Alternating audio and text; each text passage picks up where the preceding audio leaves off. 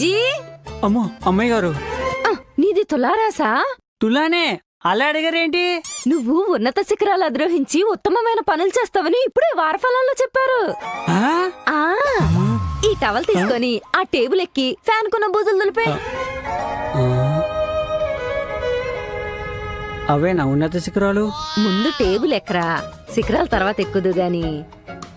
దిక్కుమాలిన ఫ్యామిలీ ఏది డైరెక్ట్ గా చెప్పరు. ఏంటి?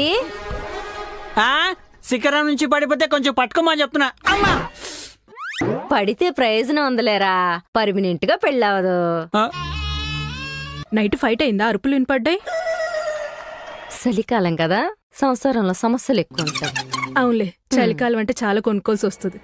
పోసుకోవడానికి వేడినీళ్ళు కావాలి, పూసుకోవడానికి లోషన్లు కావాలి, వేసుకోవడానికి స్వెట్టర్లు కావాలి, మూసుకోవడానికి మంకీ కాపులు కావాలి. వీటి గురించి కొట్టుకున్నారా పాపం?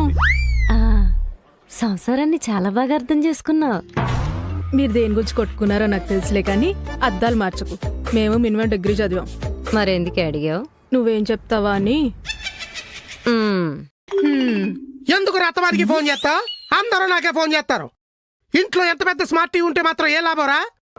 సినిమాలు చూడడానికి లేనప్పుడు పో, 2000 టికెట్ అయినా సరే థియేటర్కి పో, 2 గంటలైనా సరదాగా ఉంటుంది.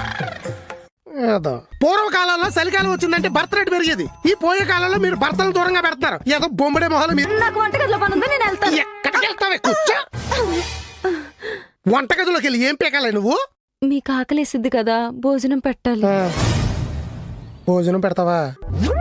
భోజనం అంటే భోజనం పెడద్దంట. భోజనం ఓ పక్క పస్తులు పెడతా. అయ్యా రాగా నేను వస్తున్నా. ఎందుకే ప్రాబ్లమ్స్ అన్ని క్లియర్ అయిపోయాక మళ్ళీ ఏదో క్రియేట్ చేస్తుంటావు? జనరల్ గా ఆడోళ్ళకు ఐడియా ఉంటది, వాళ్ళకి ఆతృత ఉంటది. అది అర్థం చేసుకోరు. తిన్నంగా చెప్పా.